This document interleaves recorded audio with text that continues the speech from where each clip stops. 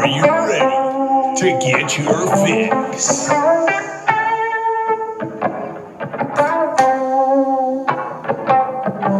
you ready? Are you ready to get your fix? Are you ready? Are you ready to get your fix? Are you ready? Are you ready to get your fix? Are you ready? Are you ready to get your fix? Are you ready? Are you ready to get your fix? Are you ready to get your fix? With the Wicks here on this beautiful Wednesday, March 30th, 2022, and welcome to the show, whether that be on Facebook or on YouTube. If you're on Facebook, do me a favor, hit the like and the share. If you're on YouTube, hit the subscribe. It'd be much appreciated. So today, not a whole lot's been going on in the NFL, but there's some couple key points in which we're going to hit on, like the Jim Irsay comments on the whole Carson Wentz experience and why it might not have been, the greatest fit. And I think we kind of all seen that unfold right in front of our eyes, especially after the Week 18 loss to the Jacksonville Jaguars down in Duval City or County or whatever it is down there. Just an unfortunate ending to a season. We'll dive into the Jim Irsay comments about Carson Wentz. Longtime defensive back in the National Football League has announced his retirement via, forgot the podcast he told somebody live basically on television that, hey, I'm hanging it up. This is it. I'm not doing it no more. I had a great career and we'll see what the future holds for me, basically. So he has retired. We'll talk about that defensive back, and I won't mention his name until we get to that specific topic in the show. Another wide receiver is set to have a pretty decent second year, I should say so myself. Okay, this guy I've been very high on, especially since he came out of the draft. I said, hey, this guy is a dog. He goes up, he gets the ball. Yeah, he may be a smaller target, but the man is a freak of nature. I mean, he's named after a god. What more would you want to have at the wide receiver position? So we'll talk about a Detroit Lions receiver who his second year should be fantastic, if I say so myself. The Bengals are also looking into the possibility of getting an indoor facility or indoor practice facility in which they are the only football team in the National Football League that doesn't have an indoor practice facility. So we'll dive into that because that is some exciting news, especially for the Cincinnati Bengals players as well. So the Minnesota Vikings, hey, bringing back a familiar face. I wasn't for sure if this was actually going to happen, but it did. A lot of other teams were said to have a lot of interest in this said guy that is now back on the Minnesota Vikings on a one-year deal. We'll dive into that as well towards the end of the show. So with that being said, are you ready to get your fix? So Jim Irsay yesterday had some interesting comments to make about the whole Carson Wentz experience. Now, this is probably the first time I've actually heard or publicly heard an owner come out and say, just wasn't a good fit. And for him to do that, I think it's good for the game. I think it's good for ownership. I think it's good for a lot of people because we get the same cliche answers year after year about certain things. Like, it was time to move on. He's going to do better where he's at, and we're just going to continue to move forward and continue to be, the Colts organization. There's these cliche answers, they're kind of getting old, if you will. We want to hear your exact thoughts. We want to hear, we want the human aspect of it. We don't want the robot aspect of it where you have to watch what you're saying. You have to, word it a certain way so that you're not really taking shots and stuff like that. I like the human aspect of things because, you want to dive into somebody's mind and see what they're actually thinking and see, how they process things. And Jim Irsay had some really interesting comments, especially, on such a disappointing season. A Colts team that started, I think it was like 3-5, and then the in-season hard knocks begins, and now they start gaining momentum, winning more ball games. They're right there for the playoffs, and all they needed to do was win either one of the last 2 games of the season. The first one being the Raiders. They could have beat the Raiders. They did not. So then the second game of the last game of the season, if they won, they were in the playoffs. If they lost,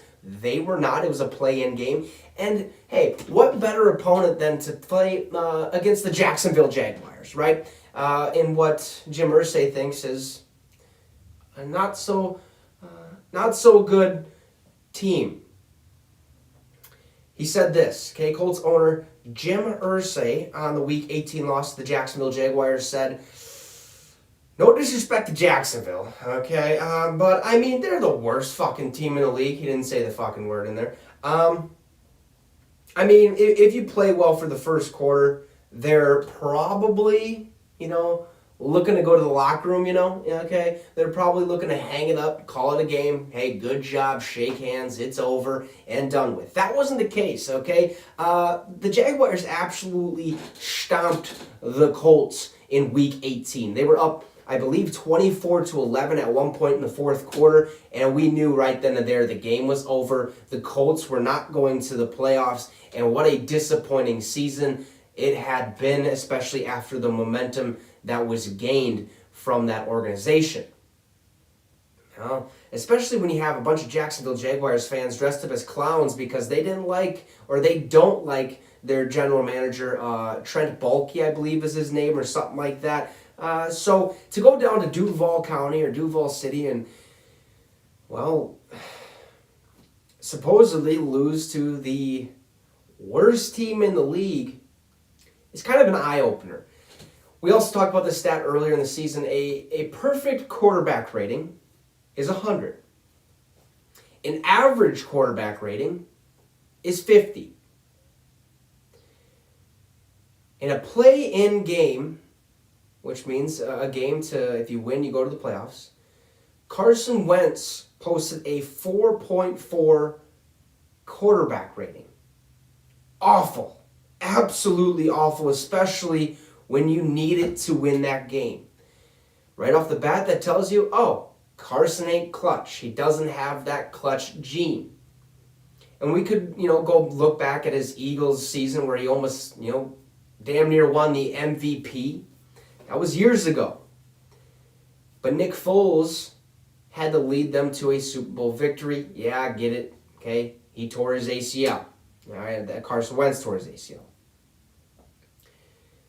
But this whole season was like, what is Carson doing? He looked like a linebacker playing the quarterback position. He was going to do whatever it took to make a play happen. He was going to do anything in his power to make sure that the play kept going and the play didn't result in a sack or in, a loss of yards or a fumble or an interception. I mean, he sprained both of his ankles on one play because he thought he had a chance to score a touchdown or throw a touchdown in which Aaron Donald, potentially the best defensive tackle to ever play in the National Football League, is running right at him full speed. How you doing? Keep it moving. How about not? Okay, grabs his ankles. Carson still tries to make a throw. He's in 2 walking boots for the next week and a half, still going out there, slinging balls, doing what he can to make this team win, make this team victorious, build them to the mountaintop that we always talk about, the mountaintop being the Super Bowl. But the season didn't go as planned.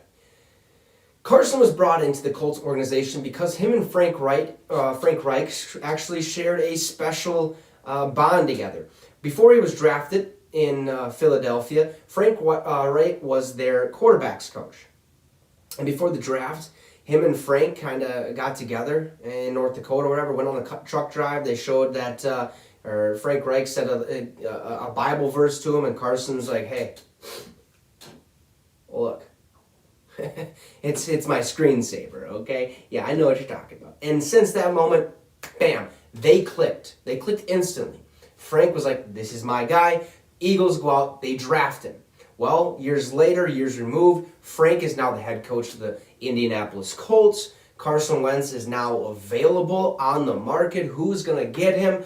Frankie's going to get him. He brings him to the Indianapolis Colts organization. Think this is going to be a great fit, a young quarterback, a guy that's been in the league, been there, done that. Yeah, he makes some mistakes, but can we fix these mistakes? A year before he was an Indianapolis Colt, he had 15 interceptions, okay? Led the league in interceptions. It was just an atrocious year for Carson Wentz. But then he goes to the Colts, and it doesn't start off on the right foot. They don't start good at all. And then they start building this momentum, start, really, bringing back that, the energy in the stadium. And then they lose the Jacksonville Jaguars, who had an interim head coach at the time because old Urban Meyer got fired because of some events that he knew damn well what he was doing. And one thing he didn't know was who Aaron Donald or Deebo Samuel was, so that was the whole thing on its own. So Duval is just a laughingstock, or has been a laughingstock of the NFL for, a couple of years at this point. I mean, I think it was a real conversation just 2 years ago, 3 years ago maybe, that Jacksonville might be on the move to London because that's where they play a lot of their home games. They're there every single year. Why not just ship them out of there because they actually have a legit fan base that's ready to watch them try to win some ball games. So after that loss, there's a lot of speculation. Are we going to roll with Carson Wentz? Week or two went by, and the Colts said, yeah, see you later. They trade Carson Wentz to the Washington Commanders. Good for Carson because now he gets to have, 2 revenge games every single year against the Philadelphia Eagles. Not so good, I think, for the Washington Commanders, who I believe that they should have gave Taylor Heineke another chance. I do believe that. He's not the greatest quarterback in the world. Yes, Carson's better than Taylor Heineke, but at the same time, what Taylor has been able to do over there in that organization, he is literally, he's been beloved by the city. So good for Carson Wentz. But Jim Irsay had some, interesting comments on why Carson just wasn't the right guy. Ian Rappaport reports on Twitter, he says, Colts owner Jim Irsay calls the Carson Wentz era a mistake he couldn't wait to fix. Don't know if those were exact words, but he also says, this is what Jim Irsay said. For us, look, the fit just wasn't right. I don't know why. A lot of times you don't know why. But it isn't. It was important for us to move in a different direction. He knew damn well why Carson wasn't the right fit. Okay, 2 sprained ankles in one game.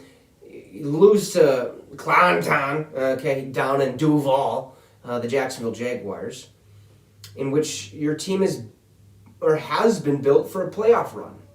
And now Jim Irsay, he's had to deal with, he's been around, Johnny Unitas, he's been around Peyton Manning, he's been around these goats, if you will, at the quarterback position. And when you get somebody in the building that just doesn't quite live up to that expectation, you're like, you're kind of on your toes waiting for him to kind of screw up. And I think throughout the course of the season, we kind of seen that Carson Wentz was a Mustang that hasn't really been broken in quite yet. Okay, you got to jump on the horse and you got to let him do his thing, and then all of a sudden he calms down and that's your horse. I don't know. He knew exactly why it wasn't the right fit. You can't lose the last 2 weeks in the season knowing that all you have to do is win one of them to make the playoffs. Not a good leader. If you're a good leader, you're going to find and do anything in your power to win that ball game, to win those ball games. You have to. And usually, most of the time, those losses would be going right back and putting the blame on head coach Frank Reich. But in this situation, since Carson played abysmal, not so good, it was clearly time to move on from the Carson Wentz experience. So then the next step was trying to find a quarterback. He gets rid of Carson Wentz and trade, gets a couple draft picks, and hey, it'll bring in Matty Ice. I mean, why not, right? Ice, is blue or clear, whatever you want to look at it as. That's perfect fit for there. He's a veteran quarterback, been to a Super Bowl. He lost it, okay, to this guy over here, Tom fucking Brady, my quarterback, okay, even though, I mean, he's not on my team, but he's, my guy. So they moved on.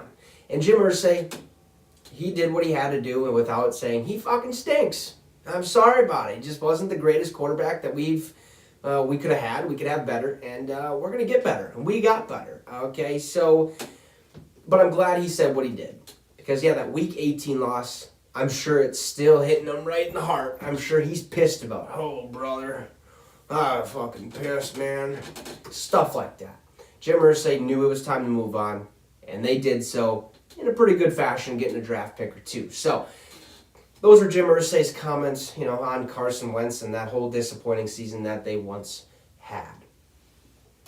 Longtime defensive back Malcolm Jenkins is actually retiring from the NFL. He played with the Philadelphia Eagles for quite some time, and then he went to the New Orleans Saints to hopefully or try to give them a little push to get another Super Bowl before Drew Brees retired. That did not happen. But listen, this is this guy is phenomenal at what he does. He's a great defensive back, or has been a great defensive back.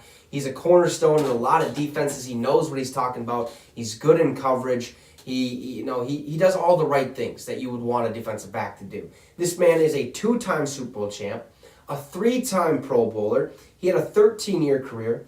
And listen, from November of 2013 until today, his retirement, he missed 1 game. That was due to COVID. Okay, you take that COVID game out, he's never missed a game since 2013, basically. He once played 2,651 snaps in a row. Okay, defensive snaps, that is. It's ridiculous. You don't see, defensive backs nowadays have that, longevity. Have that streak, because a lot of them, all the torque that's on your knees and your hips and stuff like that, you go out with injuries, you get injured on a regular basis, you break, you can tear stuff, you can break stuff, all sorts of stuff can kind of happen at the defensive back situation, or at the defensive back position, especially at defensive back when you can definitely tell when somebody's starting to decline and they start getting kind of exposed, and it just doesn't look great. Malcolm Jenkins was able to have this consistency of great cornerback or defensive back play. He helped the Saints. He helped the Eagles in a massive, massive way. He played in 99% or 100% of defensive snaps in 7 of his 13 years. Malcolm Jenkins is a guy, and I'm happy for him. I think it is time to hang it up, because retiring at the top of your game, or not necessarily at the top of your game, but towards the top of your game, is, I think, a lot of people's kind of dream in a way, because once you start declining, people start talking about, is he kind of dismissing, or like kind of degrading, or how do you want to say this? Diminishing his, prime, diminishing his career. Is he saying, this guy ain't that good anymore, he was never that good, and then the whole narrative about him is different. He decided otherwise. He said, hey, I'm still at the top of my game. I'm still doing good stuff.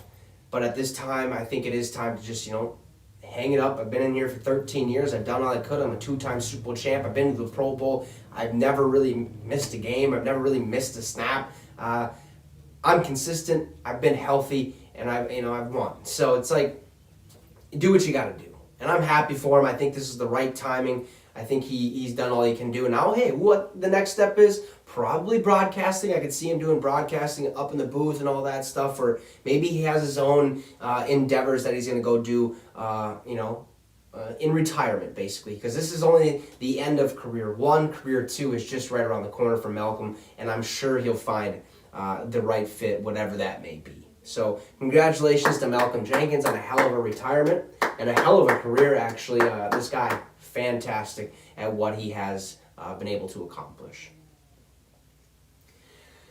So now let's go talk about the Detroit Lions, huh? I know, not the greatest team in the world, but one guy in particular I have been pretty high on. This is my guy. This guy, the guy I've always been saying, hey, watch out for him. He's going to be a good receiver, whether that's at the start of the season, towards the end of the season, or, in year 2. You never know. Well, Amon-Ra St. Brown, had a pretty decent rookie season. The beginning of the season, really non-existent. They really didn't use him, but at that time, obviously a lot of rookies at this time or at this point in their career are kind of taking a seat on the back burner, learning from the vets, learning the playbook, learning what the coaches like to do, learning, perfecting his craft a little bit more so that when he's able to step on the field, when he can step on the field, he's a dog. He's amazing at what he does. Well, Field Yates is reporting that, the most catches in the NFL in 2021 without a drop was actually Amon-Ra St. Brown, who had 90 catches without a drop. That's 22 more than anyone else. So what does that mean? Well, year 2 is about to be fucking amazing. Yes, it is the Lions. We all understand it's the Lions. They're not going to be that good. They never will be. They're cursed. First, Barry Sanders has an early out, and then Calvin Johnson has an early out. And I believe they screwed over Dick Night Train Lane way back in the day. So they've been cursed from the get-go. Lions are completely dead. So if they make it to the playoffs, the only chance they had was Matthew Stafford, and they said, get out of here. All right, we'll give you to the Rams. Let's bring in Jared Goff. Jared Goff. Not too bad, but not too good.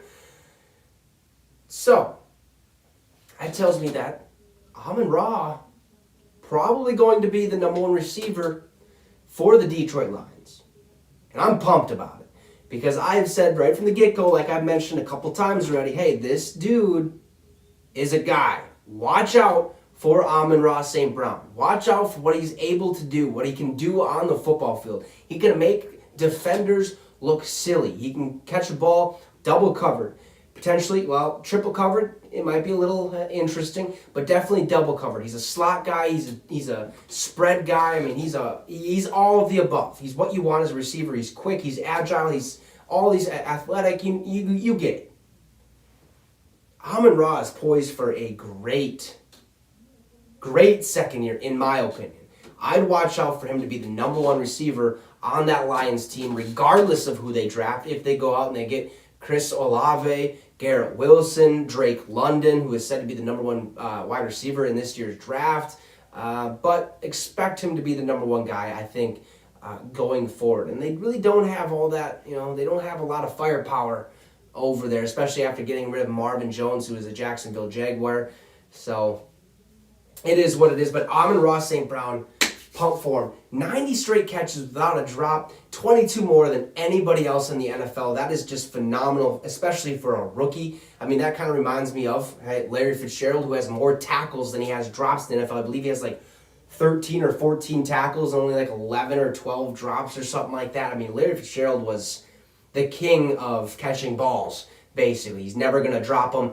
Amon-Ra might be on that same path. Who knows? Only time will tell. But expect Amon-Ra to have a pretty decent, second year. He's named after a god, Amon-Ra. And he's going to be you're going to be a G, all right? So watch out for Amon-Ra St. Brown. The Cincinnati Bengals. Hey, the only team in the NFL without an indoor practice facility is actually looking into potentially getting an indoor practice facility. And I'm pumped about it because they've been practicing under a bridge, with a bunch of smokestacks on one side for quite some time now. This organization really hasn't done shit in the, since they've been in the NFL. They've been to 3 Super Bowls. They've lost them all. The first 2 against the Niners.